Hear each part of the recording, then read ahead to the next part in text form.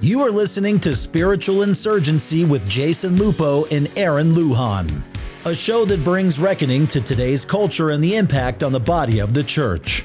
No topic is off the table on the quest to take back our churches.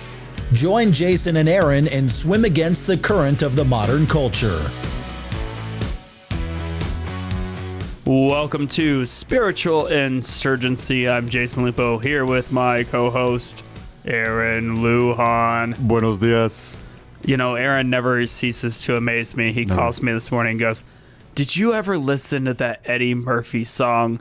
And I was like, my girl wants to party all the time. I'm like, Eddie Murphy has a song? Heck yeah, it was the early 80s, bro. I mean... Mid-80s. And it's like rap? No. I don't know what it is. It's Eddie pop? Murphy. It's pop. It's dance music. It's pop? My girl wants to party all the time. Party all the time. Party all the time. Wow. You might have a career in music. I don't know. People are like, I'm on 670 AM right now. I think I'm on the wrong station. No, you are on the right station. So, anyways. Moving along.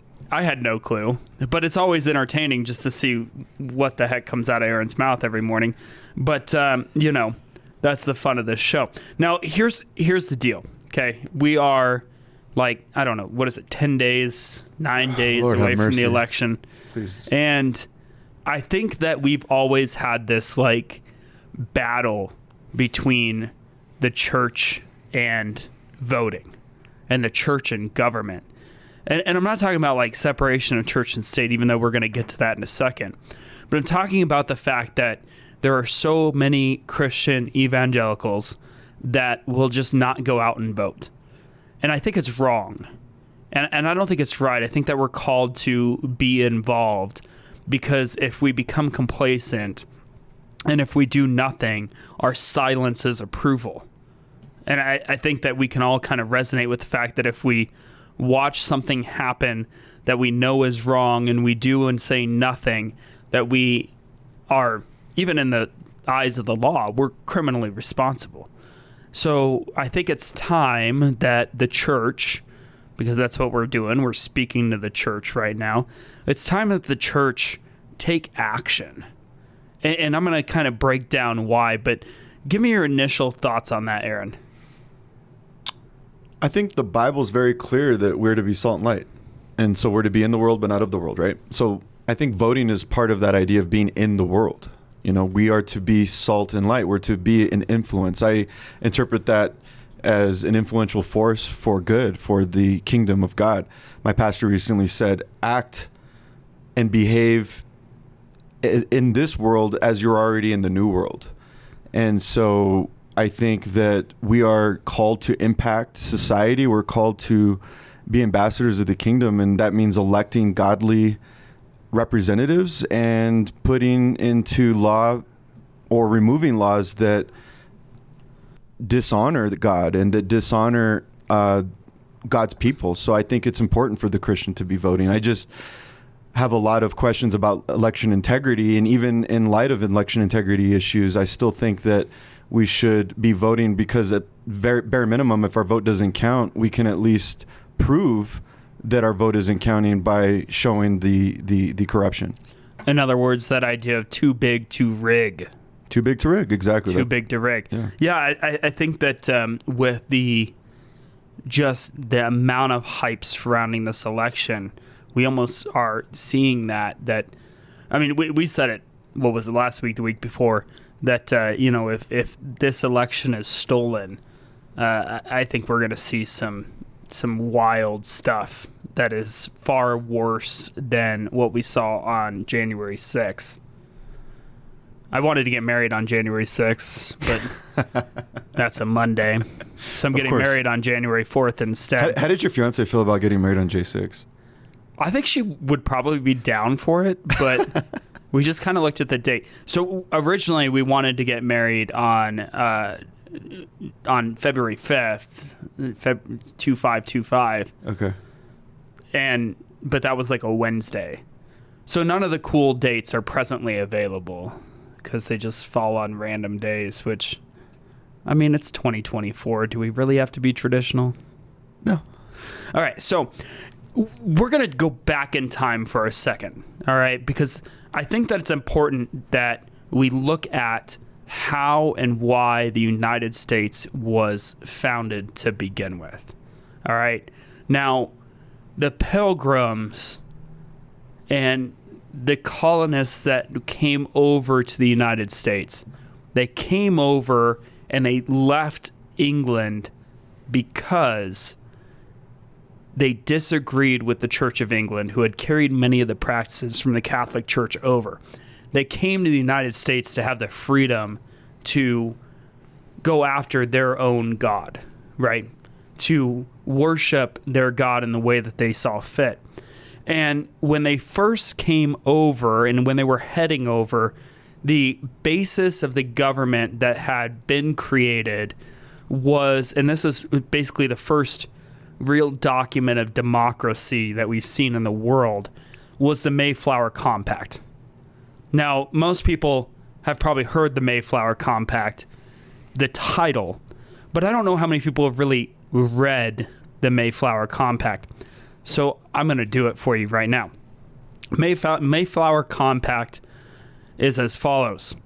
In the name of God, amen. We whose names are underwritten, the loyal subjects of our dread sovereign Lord King James, by the grace of God, of Great Britain, France, Ireland, King, defender of the faith, etc., having undertaken for the glory of God and advancements of the Christian faith and the honor of our king and country, a voyage to plant the first colony in the northern parts of Virginia, do by these present solemnly and mutually in the presence of God and one another, covenant and combine ourselves together in a civil body politic, for our better ordering and preservation and furthering of the ends aforesaid, and by virtue hereof to enact, constitute, and frame such just and equal laws, ordinance, acts, constitutions, and offices from time to time as shall be thought most meet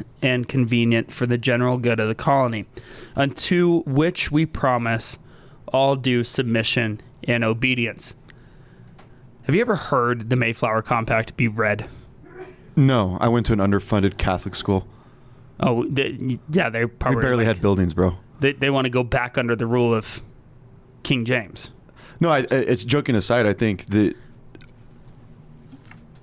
American history, the narrative of who we are and where we come from has been hijacked by the secular overlords. I think that it's very clear with 20 minutes into some really simple research into American history, this was a Christian revolution. Christian. These were people that came simply fleeing religious persecution and wanted to establish a nation primarily on the exercise of free religion. And that's not the narrative that we hear in the school system growing up. No, and we may have read about the Mayflower Compact, but in no history book do I ever recall that this was written in that book. And one can only go, well, gosh, how many times is God mentioned in this? I don't know, 1, 2, 3, 4, 5, 6, like 6 or 7 times, right? And here we say at the very start, having undertaken for the glory of God and advancements of Christian faith. Like that is the starting principle of this Mayflower Compact. The advancements of Christian faith. The advancements of Christian faith. So the entire purpose of them coming here and establishing this nation was to advance the kingdom. Correct. And we kind of already knew that, right? Like that, so that it wasn't was to kind kill of in the book. It wasn't to kill their babies? No. Okay. No. It's kind of always been in the book, right? Like there's this religious war, this religious battle that's taking place in England, and we've never really challenged the idea that the United States started out of the fleeing of religious persecution, which is basically how it started. But we have this idea that the United States isn't a Christian nation, which Christian nationalism is a topic of conversation that we could probably debate for, True. I don't know. We did it one time. Yes. It was like 3 a.m. Yeah. It was, the dads were hanging out as part of the our homeschool group. I was ready to go bodies with some of you guys, bro. We were at Great Wolf Lodge. It's 3 a.m. We're sitting in the lobby debating Christian nationalism. So we could do this for hours Sure. on end. But I don't want to take this in a Christian nationalism perspective. What I do want to take it from a perspective of is the fact that this is the very first document that we have from a democracy, right? The United States is leading the charge. This is a new form of government. At the time, there is no democracies in the world. The United States is about to be the first democracy, okay? Which ends up being a constitutional republic. But the two parts of this that is so critical is the fact that, number one, we're under the glory of God, right? God is presiding. And number two, there's a element of self-governance. And with that self-governance, there is also the agreement to abide by a base set of behaviors. And we see this again because then we flip into the Declaration of Independence 100 plus years later, all right, where we have this statement: the unanimous declaration of the 13 United States of America, when in the course of human events it becomes necessary for one people to dissolve the political bands which have connected them with another, and to assume among the powers of the earth the separate and equal station in which the laws of nature and of nature's God entitle them. A decent respect to the opinions of mankind requires that they should declare the causes which impel them to the separation.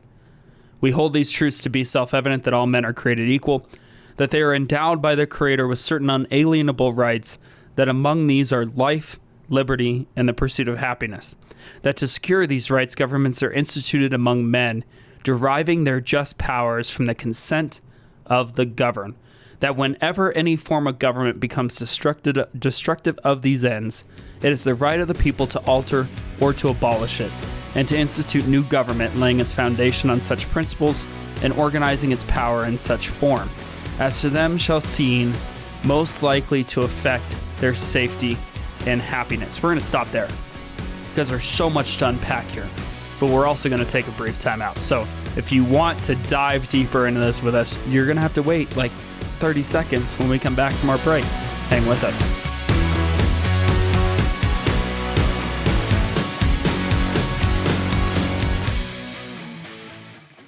Teamwork is at the core of any successful organization.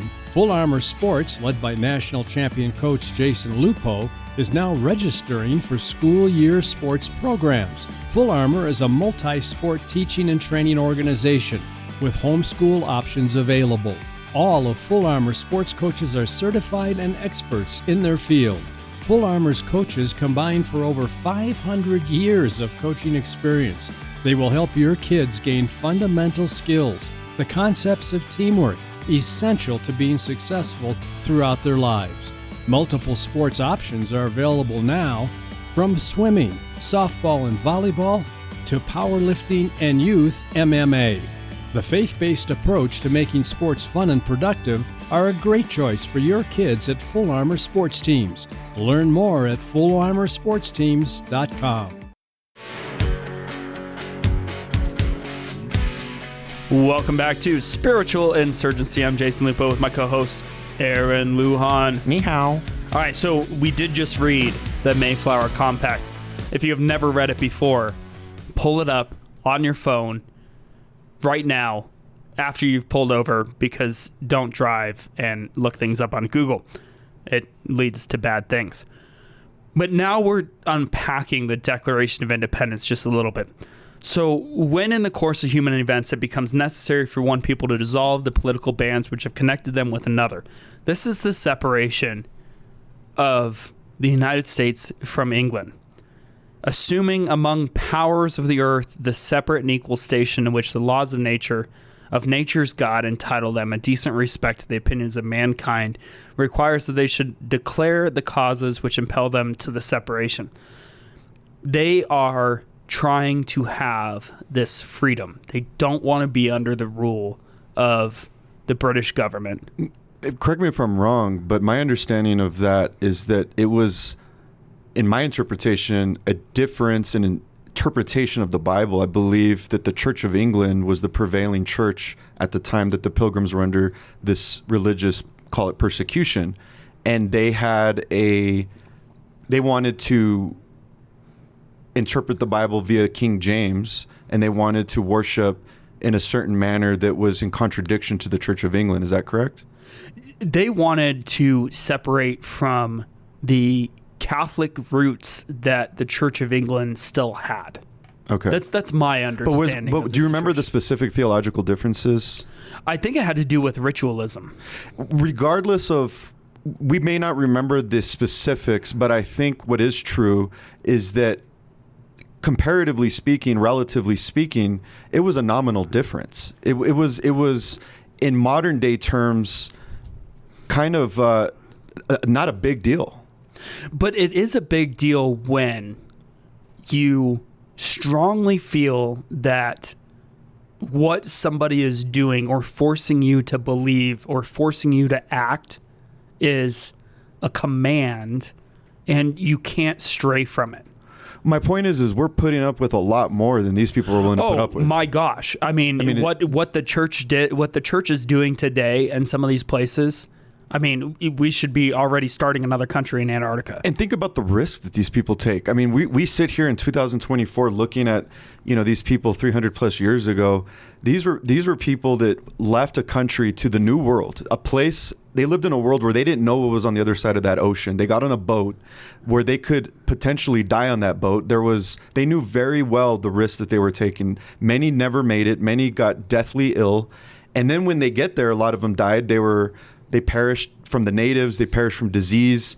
I mean, the East Coast is cold, and they had to make a way at a time where the technology that we have today didn't exist. These were incredibly determined, incredibly principled people to a degree that I don't think the modern person could even fathom.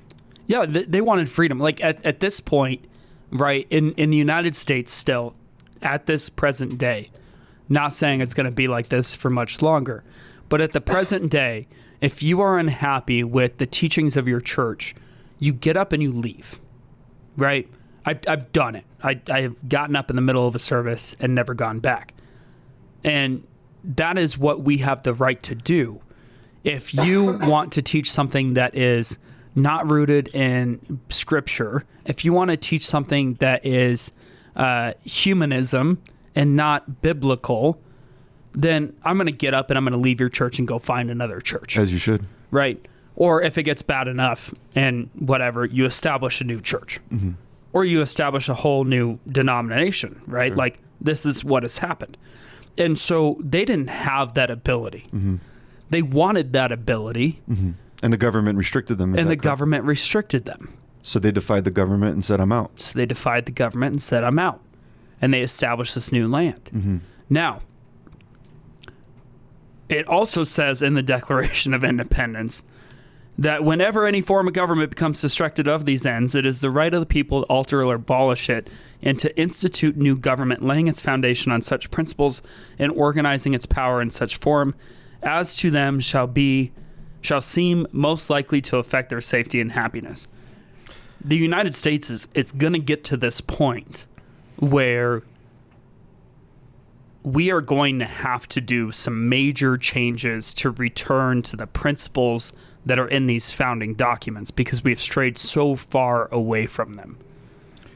Well, you talked about once the government has reached these destructive ends, it's our obligation to alter or abolish it.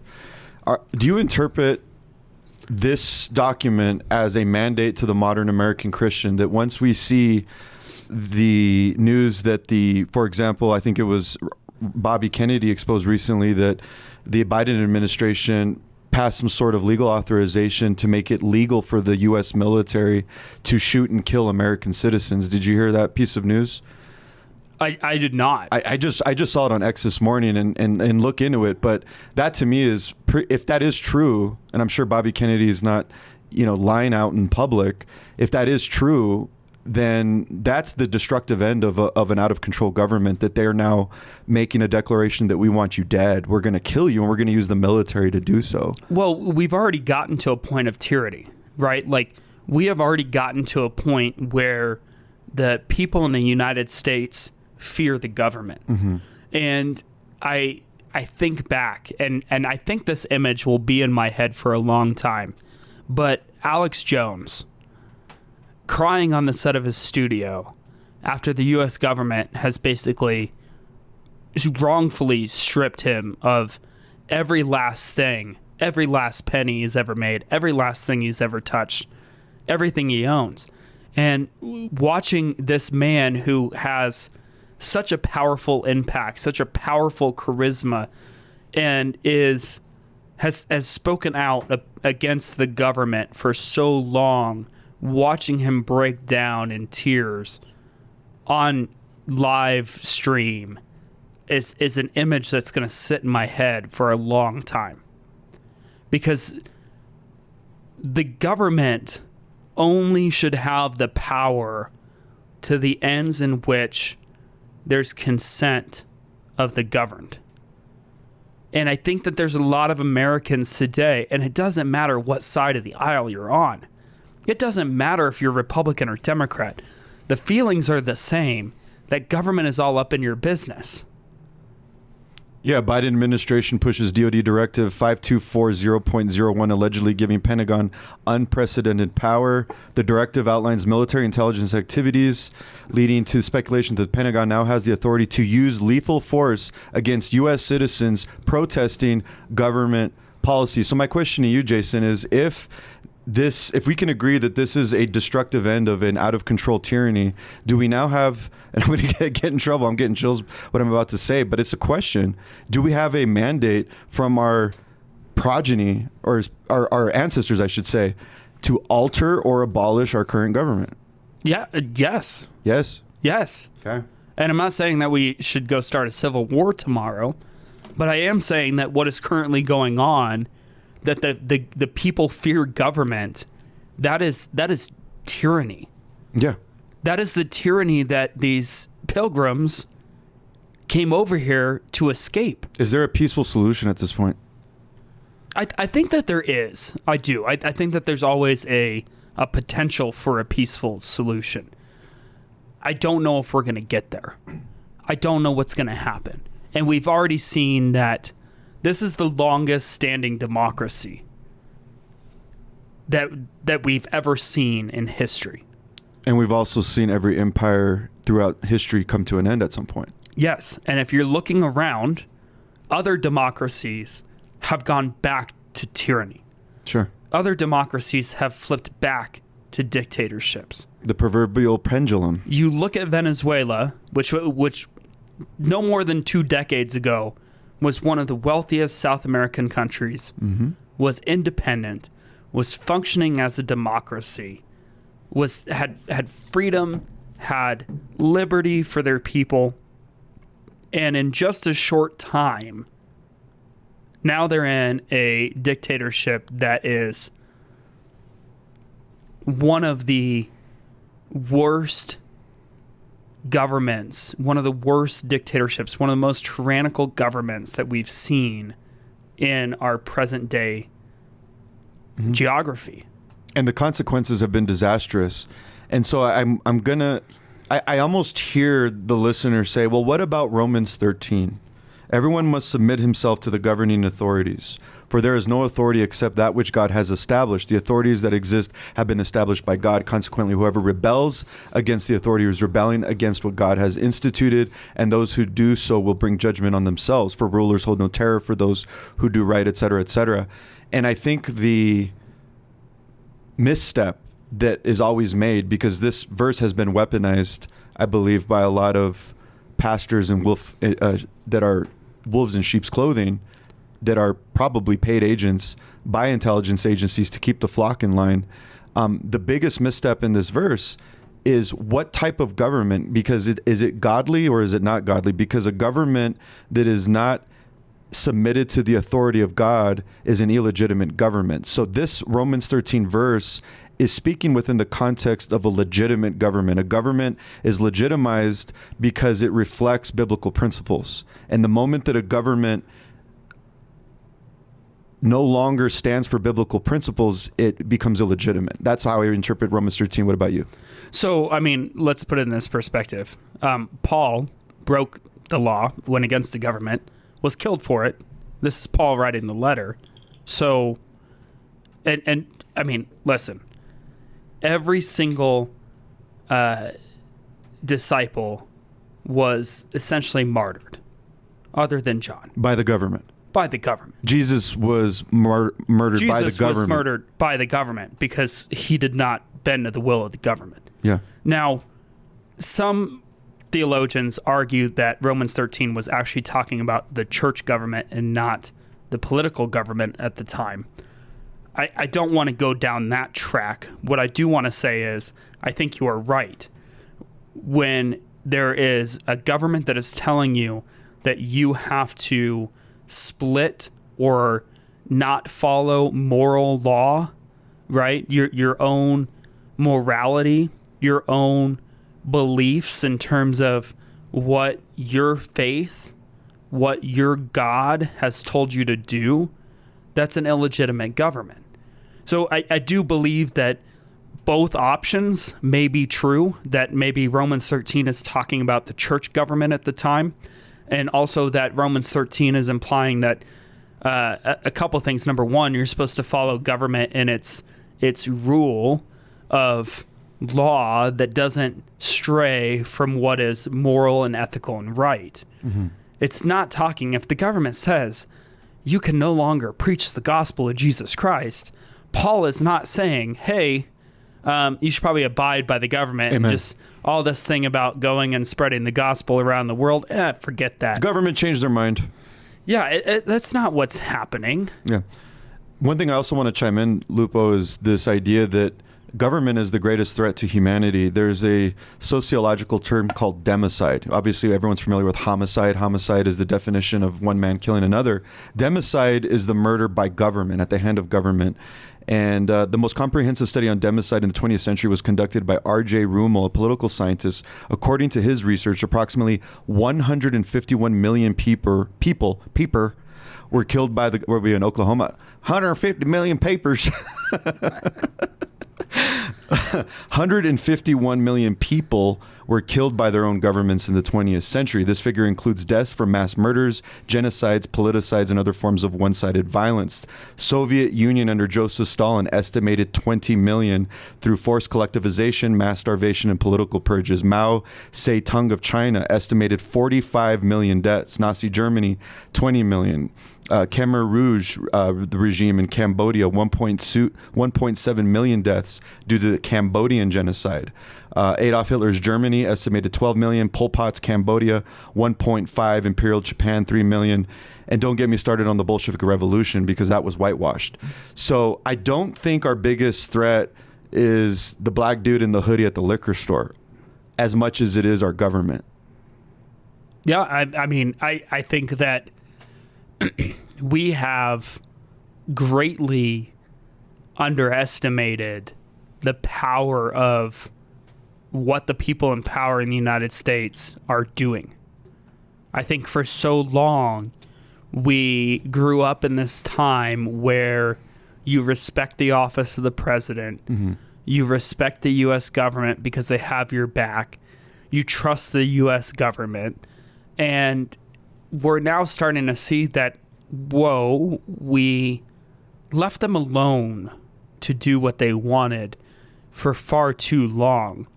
And part of that was and is the fault of the church.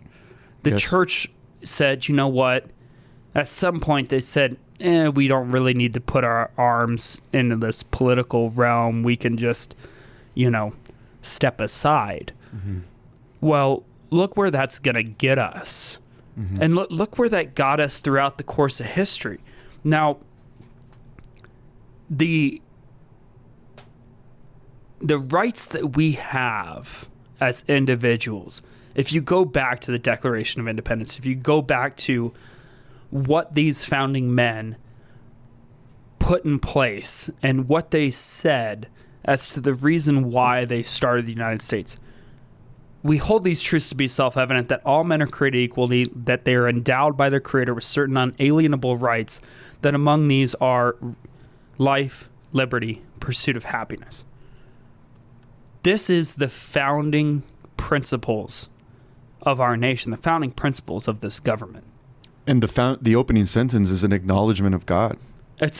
it's all an acknowledgement of God. Yeah. It was always an acknowledgement of God. It was always the ability to seek God and put God first. And they said, if we ever find ourselves in a position where we are limited to seek our God, if we are limited in our ability to pursue our faith, that it's time to make a change. Yes. And another aspect of American history that I find fascinating that you don't learn in your Macmillan-sponsored curriculum is the Black Robe Regiment. These refers to Protestant ministers in the 18th century American colonies who supported the Patriot cause during the American Revolutionary War. A lot of these founding fathers before, these guys were in their 20s and 30s going to the pub talking about liberty, but what inspired them was when they were sitting in church, because those preachers were Jonathan Edwards, a prominent Congregationalist minister and philosopher who supported the Patriot cause. Samuel West, another minister who served as chaplain of the Continental Congress and wrote Liberty Dispatch, a pamphlet that called for resistance against British rule. John Peter Muhlenberg, a Lutheran minister and later a general in the Continental Army, known for his patriotic sermon that turned into a call to arms. William Tennant, a Presbyterian minister who founded the Log College, a training ground for Presbyterian ministers, many of whom supported the Patriot cause. And then lastly, Ezra Stiles, a Congregationalist minister and later president of Yale College, who supported the Patriot cause and wrote a pamphlet titled The United States Elevated to Glory and Honor. A lot of these founders were sitting in church and basically found a biblical justification, found a holy mandate to liberty. And they decided that in order for them to be able to obey God in the way that God was asking them to, they needed to shed some blood and start a nation. And that's so missed in American history. Well, and I mean, you go back and you look and you go, okay, when the people that, I said this again yesterday, I say this all the time, out of chaos comes order. It always happens. Out of chaos eventually order is going to come out of chaos. How that order is put into place is another story. And so what you see is you have chaos, and you see chaos in nature, you see chaos in our government and in people. When you have chaos, one of two things is going to happen. Either the people are going to come together and say, you know what, in our own self-interest, in our own self-preservation, we need to get along and create a set of rules to abide by so that we can live peacefully together. Or you have the leaders that step up and say, you know what, I'm going to take charge. Or you have Rwanda, where 14-year-olds are carrying around ARs. Which started with, yes. Yeah. And so out of that chaos, the order that is chosen or the order that comes about may or may not be a good thing. Okay? And we've seen this play out time and time and time and time again, right? Moses delivers the Israelites from Pharaoh's rule, and they end up back into another monarchy. And we continue to see this, right? And they asked for it. Yeah. And so over time, when people cannot abide or agree to abide by God's law, to abide by a set of rules, then we end up in a tyrannical government because somebody is going to create that order for you. Well, that's what I would argue what the progressive left is about. It's a block of godless people who are not submitted to the authority of God. And so because they have that natural human inclination to be governed, whether that's self-governance or governed by a tyranny, they're calling out for government. They're calling out to be governed. They want big government. They want rules. They want regulations.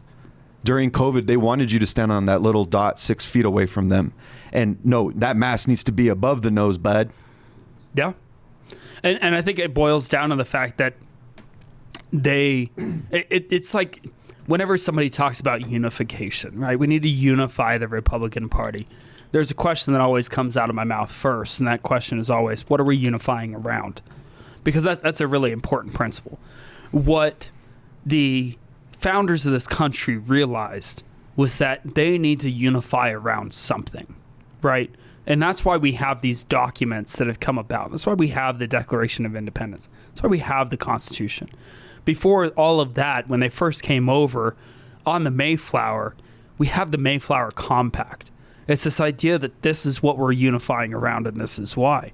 And so I think to a certain degree, we need to get to that point in the church where we go, okay, these are our founding baseline principles of our faith. These are the tenets of our faith.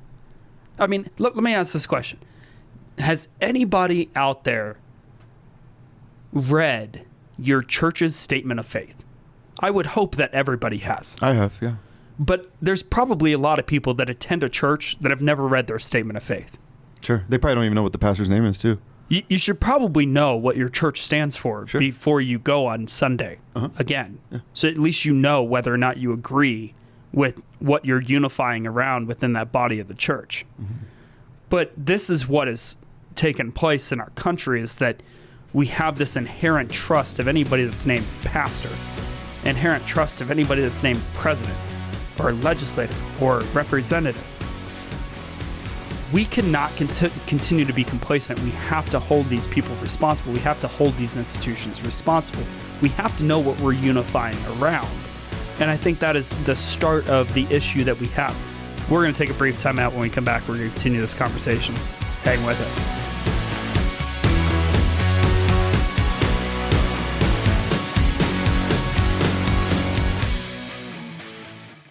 Full Armor Sports Teams has a new facility for after-school youth programs. It's located at 2380 Montebello near North Academy and Union, with 2 pools for swim lessons and swim teams, a weight room for powerlifting, conditioning, and more.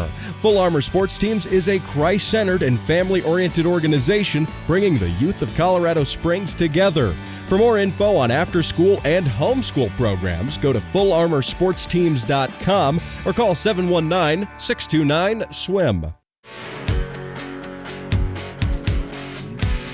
Welcome back to Spiritual Insurgency. I'm Jason Lupo with my co-host, Aaron Lujan. Howdy.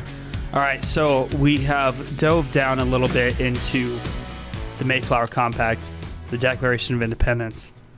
Where do we go next? I think I know where we should go next, but I have no idea. What do you think? My GPS stopped working. Your GPS stopped working. Then we're going to go with my direction. Let's go. Because why not? All right, so here we have a situation where we've established that really they came to this country. We founded this country on the idea that we wanted religious freedom, that every citizen in America at the time, that their foundation was the fact that they should be able to live their life with liberty and to pursue their God in the way that they believe is right. This idea of moral law. Now, we then progress and we start to see the church play out over time in the United States. And at some point, there's this separation between the churches that believe that we have established this government under the power of God and that we have a responsibility to continue to be involved. And then you have the side of the church, the other denominations, that determine that no, Christians should not be involved in government. And this separation that takes place is the foundation and the root of what we see today. So you're arguing, Jason, that there's 2 schools of thought in the church right now? There was. The Quakers believed that their church congregation was to be involved, was to hold their governments responsible, to hold their governments accountable, to vote, to be involved in the town politics, because it was in the best interest of furthering the kingdom of God. Where are we today? We are in a boat where our pastors are so afraid of this establishment clause, which they get wrong, that they're unwilling to speak about government. So you're of the opinion that the majority or huge swaths of pastoral leaders in America are self-censoring because of establishment clause? Yeah. Or other maybe reasons, perhaps? Or well, specifically? And tax code. Tax code. They don't want to lose their 508 status. And this is why, and this is a whole other topic conversation. I've long said that I think that at some point the church should just say, here's your tax money. we'll treat it like a business, and I don't want to go down that road. But here's your tax money. Get off our back. I want to push back a little bit, Jason, because I go to a church where the politics is not very much discussed. And after COVID, there was a faction of people in my smaller church community that left to another church across the road, no pun intended, that was a little bit more politically involved. And a lot of people knew my interests and my stance politically and said, well, why aren't you going to this church that's, seems to suit your flavor a little bit more, your taste a little bit more. And I just felt in my spirit that I needed to be, first of all, I needed to be where God planted me. I don't get to choose where I go to church. God puts me where I go. He's the one that decides that.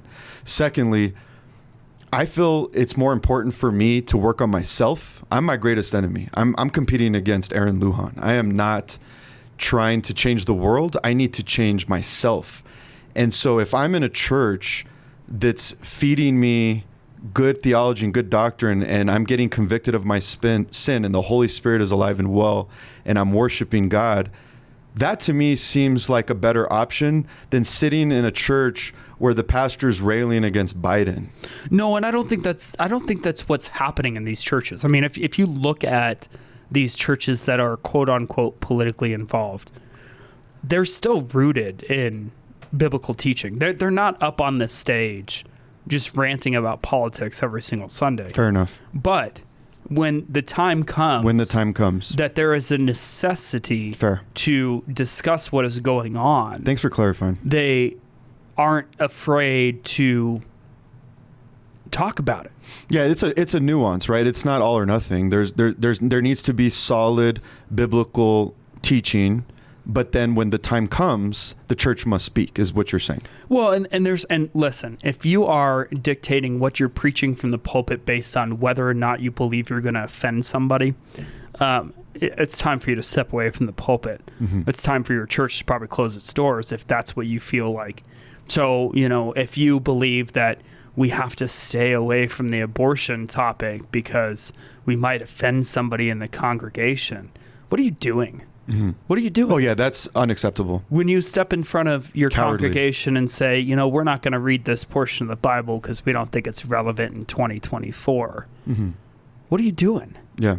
Right? Like all of these things that when you are so afraid that you're going to lose that donation to your church because you might have offended somebody, it's time to kind of look at yourself in the mirror and go, is what I'm doing really what God's asking me to do? Get out of here. I agree. But no, I've never thought, and I've never seen it. I've never seen any pastor that is, quote unquote, a political church get up every Sunday and just beat up on the Democrats or beat up on the politics. But what they do say, and what they are willing to say is, listen, it's time for us to hold our government accountable if we want to continue to progress the kingdom of God in the United States. So I think you've made a really powerful argument citing the Mayflower Compact, going through our American history and our heritage to make the point that there's a mandate on the American Christian to go vote, right? Is that essentially where we're at now? Yeah, 100%. Okay. And I want to quote Jeremiah 29:7. Also seek the peace and prosperity of the city to which I have carried you into exile. Pray to the Lord for it, because if it prospers, you too will prosper. And the way I interpret Jeremiah 29:7 is that God is asking his people to be involved and to care and to have a concern. And so that tells me that God cares, because God had his hand on our founding fathers and on the foundation of this country, because he used America as a vessel to preach the gospel. America has sent, I think, more missionaries and advanced the gospel more than probably any other empire or nation in history. I don't know. I mean, definitely has made an impact on world history. And I want to go back to 2000 or maybe even 2004. We flexed our power. We put into office George W. Bush. And when I say we, I'm referring to we, the church. Karl Rove, as a political strategist, in my personal opinion, was spot on when he said, our ticket to the White House is going to be the evangelicals. And we saw evangelicals show up to polls unlike any other time in American history. There was unity, there was strength. And I remember kind of like, at the time I was not a Christian. And I remember watching this politically play out, and I'm like, dang, the American church is tough, dude. And so I want to remind us, 2004 was not that long ago. Really, it was probably 2000. It's 24 years ago. We can do this again if we want to. Oh, 100%. The church can rise up again. And I think that, if you're going, well, there's separation of church and state. Oh, yeah. Okay. Number one, go try to find that language anywhere in our founding documents. You won't. The closest you're going to get is the Establishment Clause in the First Amendment. Congress shall make no law respecting an establishment of religion or prohibiting the free exercise thereof. All right? This is an order that the government cannot mandate a specific religion for the country. And this comes out of the fact that they left England to leave the Church of England. They wanted separation from the monarchy that forced a specific practice of their faith down their throats. They didn't want that to occur in the United States. It doesn't say that Christianity, that God has no place in the government. What it says is that the government has no place in the church. And what's so ridiculous, and I want this to be spoken to the whole world from the mountaintops. Separation of church and state is attributed to Thomas Jefferson, who wrote it in a letter in 1802 to the Danbury Baptist Association, which expressed concerns about religious liberty. And yet you watch CNN or MSNBC and they talk about it like it's this amendment in the Constitution. And I'm like, guys, get your mind right. Yeah, 100%. This was the idea that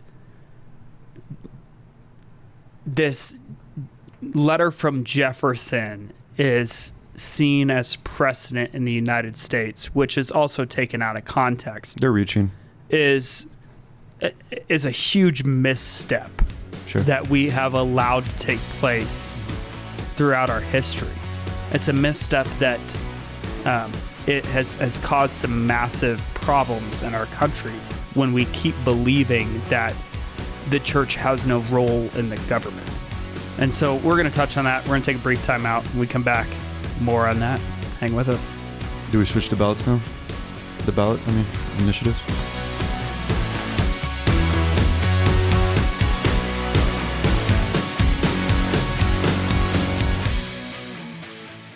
Teamwork is at the core of any successful organization. Full Armor Sports, led by national champion coach Jason Lupo, is now registering for school year sports programs. Full Armor is a multi-sport teaching and training organization with homeschool options available. All of Full Armor sports coaches are certified and experts in their field. Full Armor's coaches combine for over 500 years of coaching experience. They will help your kids gain fundamental skills, the concepts of teamwork, essential to being successful throughout their lives.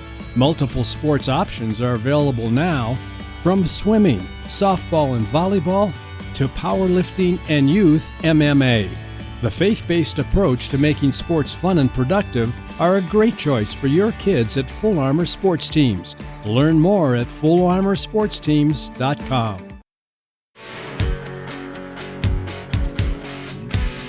Welcome back to Spiritual Insurgency. I'm Jason Lupo here with my co-host Aaron Lujan. 안녕하세요.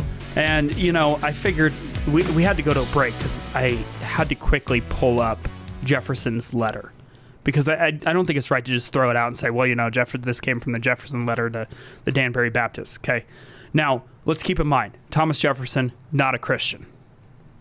Allegedly. Okay, he sits in the no, White he wasn't. House. I just like saying the word allegedly. Allegedly. So he actually takes out the parts of miracles and the part that Jesus is God out of the Bible, and he calls it the philosophy of Jesus Christ, or the Jeffersonian Bible. So he sees... I used to like Thomas Jefferson. He seems kind of a jerk now. Well, so Thomas Jefferson saw Jesus as like a philosopher. Like, this is good life philosophy. He didn't see him as God. He was a deist. So he believed that God existed, created the world, and then lets it play out. I couldn't have beer with Tom. By its own natural law. But anyway, so the Danbury Baptists write a letter to Thomas Jefferson and they congratulate him on his presidency. But they write him a letter because they are fearful that their state of Connecticut has basically become England, that they have established a specific church that the Danbury Baptists are feeling like they are being, that their rights are being infringed on, and that the state of Connecticut is not abiding by the U.S. Constitution. Okay. So essentially he says, hey, the Danbury Baptists go, we have a problem with this. This is unconstitutional. We want your take on this. And so Jefferson writes a letter back, believing with you that religion is a matter which lies solely between man and his God, that he owes account to none other for his faith or his worship, that the legitimate power of the governments reach actions only and not opinions. I contemplate with sovereign reverence that act of the whole American people which declared that the legislature should make no law respecting the establishment of religion or prohibiting the free exercise thereof, thus building a wall of separation between church and state. Adhering to this expression of the supreme will of the nation in behalf of the rights of conscience, I shall see with sincere satisfaction the progress of those sentiments which tend to restore to man all his natural rights, convinced he has no natural right in opposition to his social duties. Now, people have taken this and said, the separation of church and state was a letter written by Jefferson. It's precedent. It still has no precedent for the church not being involved. It has no legal authority. It also has no legal authority. All he's doing, this is like what this is a Supreme Court justice opinion that from somebody that is not a Supreme Court justice. Thomas Jefferson was texting the homie. He's saying, hey, he's saying, I agree with you. What your state is doing is wrong, right? But we've taken the separation of church and state, and we have blasted it and blasted it and blasted it and blasted it, that we forget where the context comes from. We forget that the original document of democracy, this abiding by this self-governance, comes all the way back to the Mayflower Compact. I got to pause real quick. I want to start a political movement. It's called MACA. Make America Contextual Again. We need context, biblically and politically. Please continue. I think we should bring back the Christian muscular Christianity. Muscular Christianity. After you brought that up, I got into it, bro. Did you? We need this back, bro. Let's start it. Did you? Yes. Yes. We're coming to Aaron, Lujan, and I's new denominational church. Muscular Christianity. Muscular Christianity. Everyone's jacked, bro. So listen, we will do we'll do the show next week. No, not next week. Next week's got to be next week has to be about. Well, next week's gonna be our last show because the world's gonna end a couple of days after that. I mean, it may be. Yeah, so we got to have a really great last show. Do you think that should be Muscular Christianity? I think so. Okay, either way, we're either going to talk about this next week or the following week, but Muscular Christianity is on the horizon. But I think here's the deal. We have 2 minutes left of this show. And I just want to close this out by saying this. I strongly believe that it is time that the evangelicals in this country realize that they do have an obligation to vote. Even if you abide by the idea that, which I do, that God puts in place those in power, in a democracy, it still requires the people's vote. And so hopefully the Holy Spirit is stirring in a lot of people right now the will to vote and to get out to the polls. But it still requires the church to be active. And I do believe that God will allow his people to stray from him in order to recorrect the course, in order to bring them back for his glory.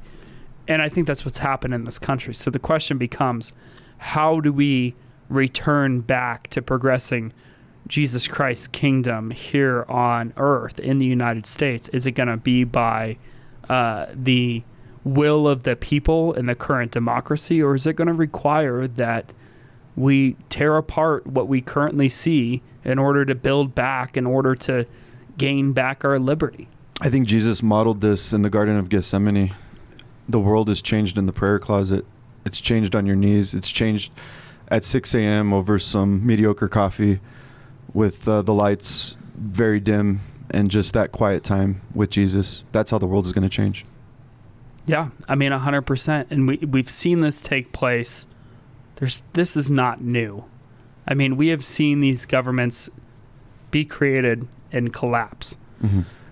And we have lost these liberties. We've lost these rights that are endowed by our Creator, these rights that allow us moral law, that allow us the right to petition our government and not live in fear of tyranny. And here we are, we're back into a place where we have a tyrannical government, whether you think it is or not. I'm telling you, we have a tyrannical government. And if you look at what they've done in just the last 2 years and what they did during COVID, come on this show and debate me that we don't have a tyrannical government. Say it to my face. Say it to my face. I want to encourage the church with, this is the last thing I want to say as we wind this down. Isaiah 41:10. So do not fear, for I am with you. Do not be dismayed, for I am your God. I will strengthen you and help you. I will uphold you with my righteous right hand. God's with us, guys. Amen. On that note, this is Spiritual Insurgency. Jason Lupo, co-host Aaron Lujan. Peace. Find us online, spiritualinsurgency.com, and join us next Saturday at 10 a.m. See you next week.